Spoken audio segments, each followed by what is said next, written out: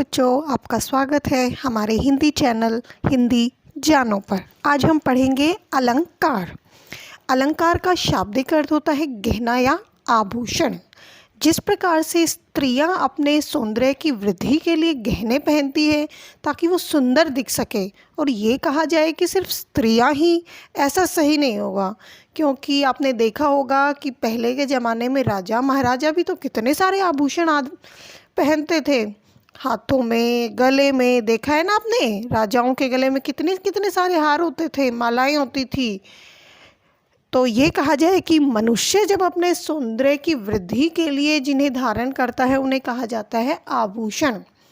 उसी प्रकार से कवि भी ये सोचता है कि उसकी कविता भी सुंदर लगे, तो वो अपने कविता या काव्य में सौंदर्य की वृद्धि करने के लिए, सौंदर्य को, सुंदरता को बढ़ाने के लिए जिन शब्दों का प्रयोग करता है, जो माध्यम प्रयोग में लाया जाता है, वो है अलंकार। आया बच्चों अब समझ में कि मनुष्य के सौंदर्य में वृद्धि करते हैं आभूषण या गहने, और काव्य के लिए जो आभूषण हैं, जो उसके सौंदर्य में वृद्धि करते हैं, उन्हें हम कहते हैं अलंकार। अब जिस तरह से मनुष्य के दो हाथ होते हैं, उसी प्रकार से अलंकार के भी दो भेद हैं, शब्दालंकार और अर्थालंकार। कई सारे आचार्यों ने तीसरा अलंकार भी माना है, उभयालंकार। मगर हम प्रमुख रूप से देखें तो दो ही अलंकार माने जाते हैं, शब्दालंकार और अर्थालंकार।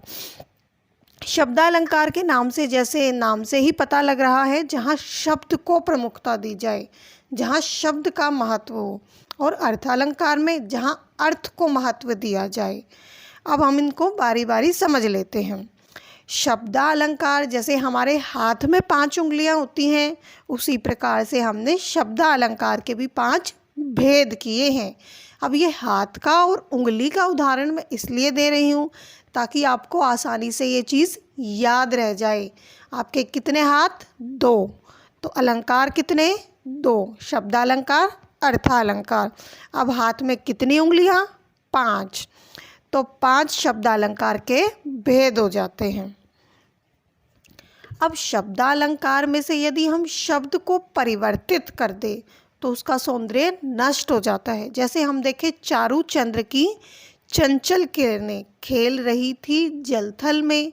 तो यदि हम च की आवृत्ति के कारण ही तो यहाँ सौंदर्य उत्पन्न हो रहा है, और यदि हम चारू चंद्र, चंद्र की जगह हम कोई पर्यायवाची यानी कि चंद्रमा का कोई पर्यायवाची रख देते हैं, तो वहाँ से वो च तो हट जाएगा, यानी कि जो वर्णों के कारण जहाँ सुंदरता आ रही थी वो सौंदर्य नष्ट हो जाएगा।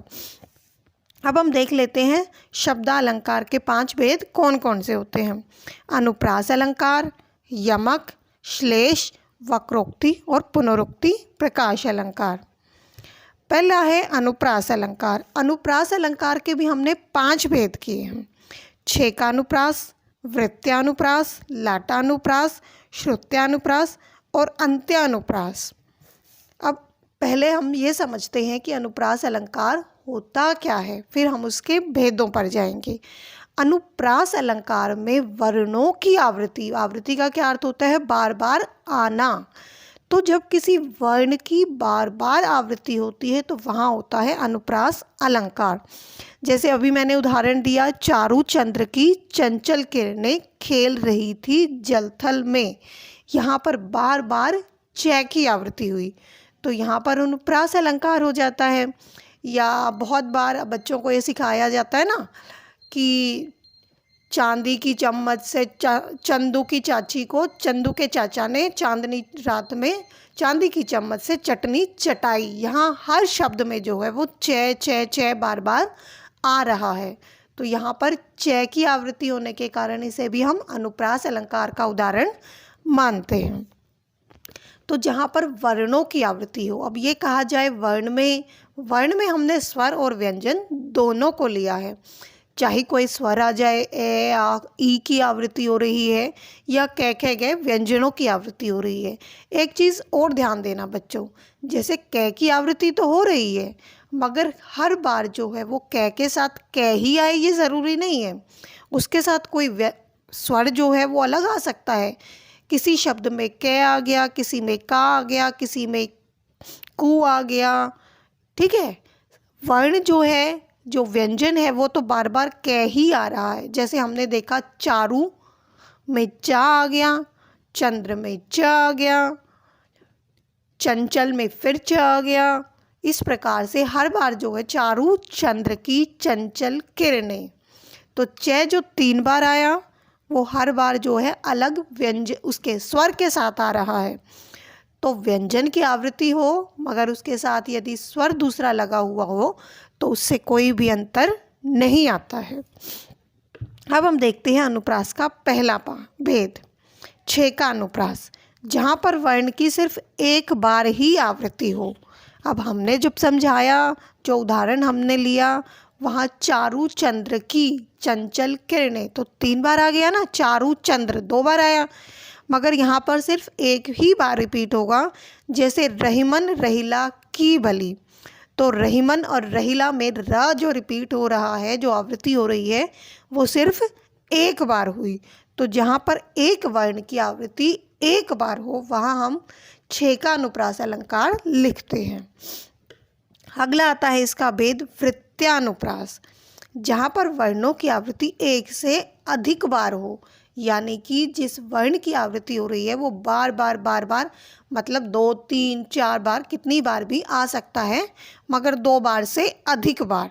जैसे हमने उदाहरण दिया था कि चंदू की चाची को चंदू के चाचा ने चांदनी रात में चटनी चटाई, तो यहाँ च जो है बहुत बार आता है। इसी तरह से एक उदाहरण और देख लेते हैं, तरनी तनुजा तट तमाल तरुवर बहु छाई, यहाँ पर त जो है वो 5 बार आता है, तरनी में, तनुजा में, तट में, तमाल में और तरुवर में।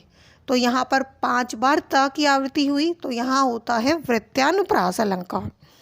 अब अगले पे आते हैं लाटानुप्रास अलंकार, जहाँ पर एक वाक्य 2 या 2 से अधिक बार आए, मतलब यहाँ वर्ण की आवृत्ति नहीं है बल्कि यहाँ पर वाक्य की ही आवृत्ति हो जाती है, वाक्य ही बार बार आता है।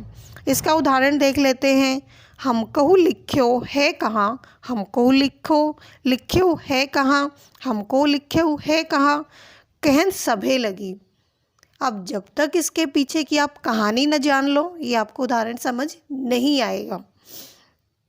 तो जब कृष्ण का पत्र लेकर गोपियों के पास उनके संदेशवाहक आते हैं, तो उस पत्र को देखकर हर गोपी ये कहती है कि इस पत्र में मेरा नाम श्री कृष्ण ने कहाँ लिखा है। तो वो वही पूछ रही है, हमको लिखो है कहाँ, ये पहली गोपी ने कहा, दूसरी ने और तीसरी ने भी यही कहा, मतलब बहुत सारी जो गोपियाँ वहाँ हैं उन सभी ने यही प्रश्न किया कि इस पत्र में हमारा नाम कहाँ लिखा है। और चौथी पंक्ति इसमें क्या है, कहन सभी लगी, कि यही वाक्य जो है वो सारी गोपियाँ कहने लगी कि इस पत्र में हमारा नाम कहाँ लिखा है। तो ये जो वाक्य है उसकी आवृत्ति 3 बार हुई यहाँ पर, तो यहाँ हो जाता है लाटा अनुप्रास अलंकार।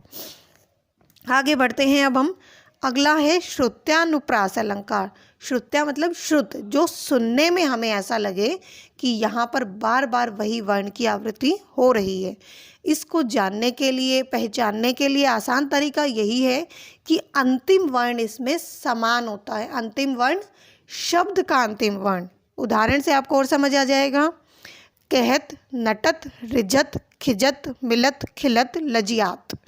तो कहत में, नटत में, रिजत में, खिजत में सभी में अंतिम वर्ण क्या है, त।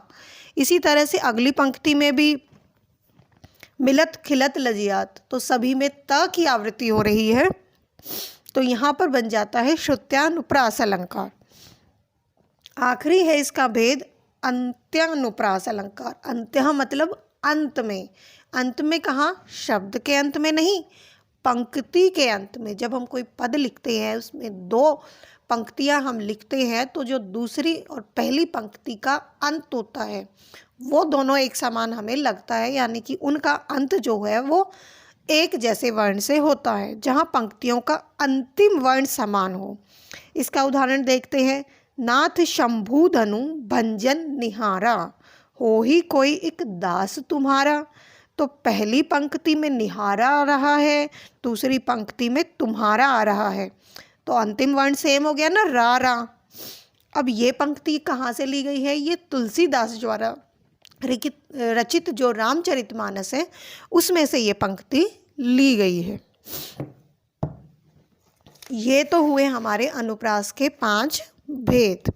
अब हम कर रहे थे शब्दालंकार के 5 भेद, तो अब हम आ जाते हैं शब्दालंकार के दूसरे भेद यमक पर। यमक में एक शब्द की अधिक बार आवृत्ति होती है, यानी कि एक शब्द जो है वो एक से ज़्यादा बार आएगा, मगर हर बार उस शब्द का अर्थ जो है वो अलग होता है। उदाहरण से आप समझ सकते हो, 3 बेर खाती है वो 3 बेर खाती है। तो यहाँ पर बेर शब्द जो है वो 2 बार आया। पहली बार क्या है, 3 बेर खाती है। बेर का मतलब बेर जो फल है, वो 3 बेर खाती है, वो 3 बार खाती है, यानी कि 3 दफ़ा खाती है। उसने 3 बेर जो है वो 3 बारी में खाए हैं। बार बार, एक बार बेर खाया, फिर बेर खाया और फिर बेर खाया, तो 3 बार में उसने 3 बेर खाए हैं। तो यहाँ पर जो बेर शब्द आया है वो 2 बार आया, और दोनों बार बेर शब्द का अर्थ अलग अलग आता है। एक उदाहरण से और समझाते हैं। कनक कनकते 100 गुनी, मादकता अधिकाए, ये खाए बोराए और वो पाए बोराए। तो इसमें ये बताया गया है कि एक कनक को तो खाने से बोरा जाते हैं, यानी कि पागल हो जाते हैं, और दूसरा कनक का अर्थ तो बदल गया, क्योंकि उसको तो पाने से ही बोरा जाते हैं।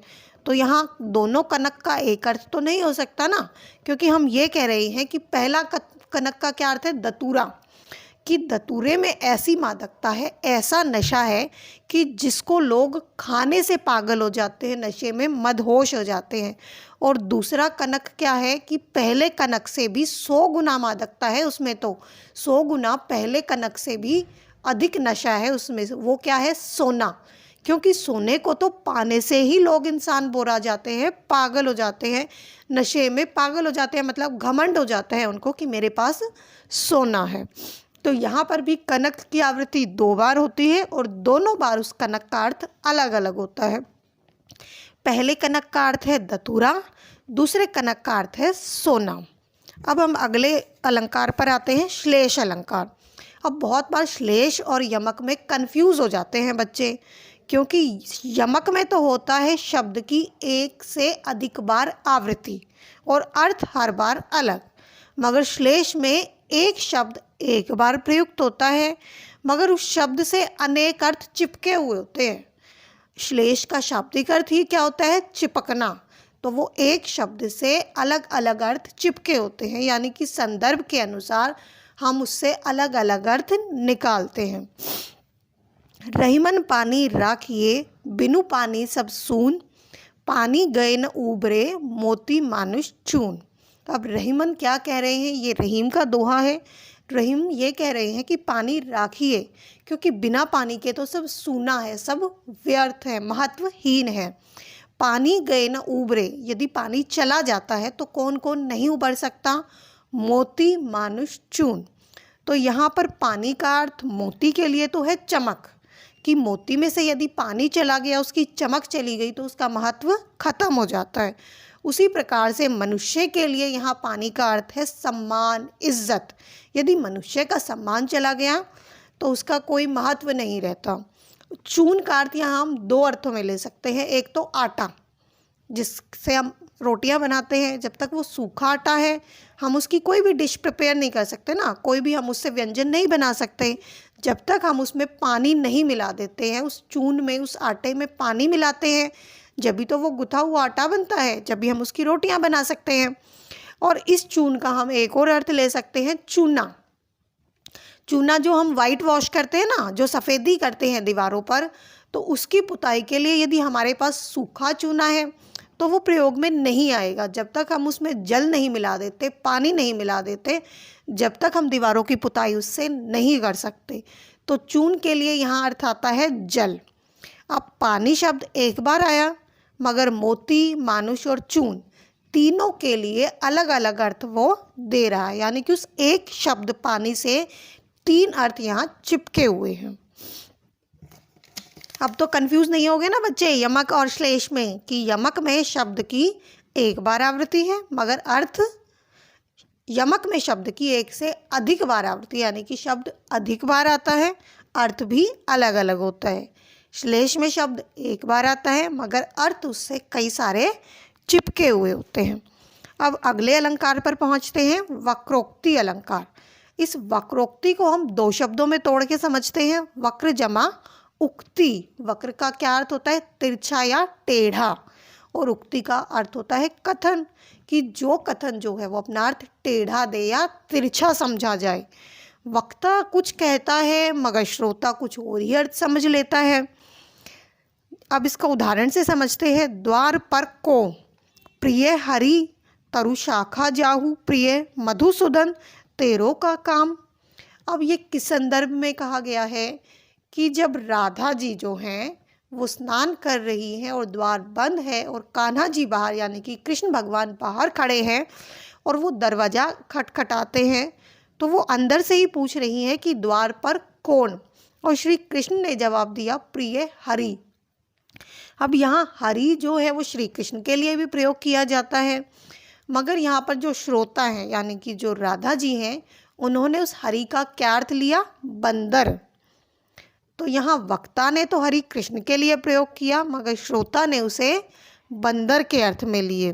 तो वो क्या कहते हैं, यदि बंदर हो तो तरु पे जाओ, तरु शाखा जाहू। तरु क्या होता है? वृक्ष। शाखा क्या होती है? उसकी डाल।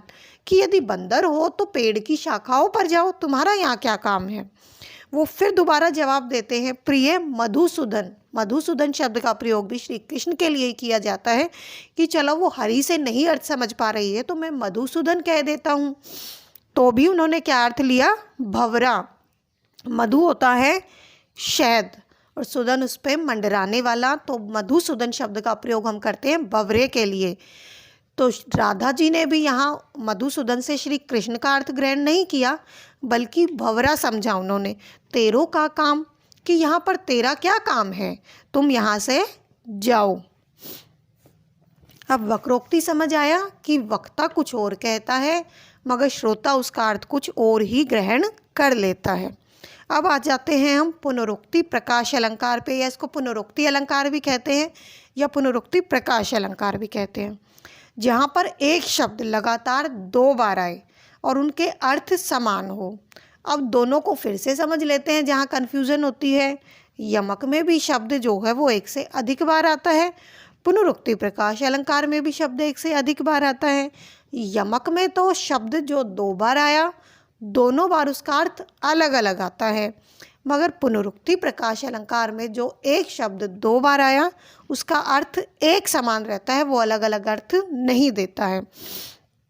सुन सुन घोर वज्र हुकार, यहाँ पर सुन सुन दो बार आया मगर सुन सुन का अर्थ दोनों ही बार जो है वो सुनना दिया जा रहा है कि घोर वज्र की जो हुकार है वो बार बार उस शब्द का प्रयोग उस पर इसलिए किया गया है ताकि हम उस पर जोर दे सके कि बार बार वो हुकार जो है वो हमें सुनाई दे रही है और दोनों बार सुन शब्द का अर्थ जो है वो सुनना ही है।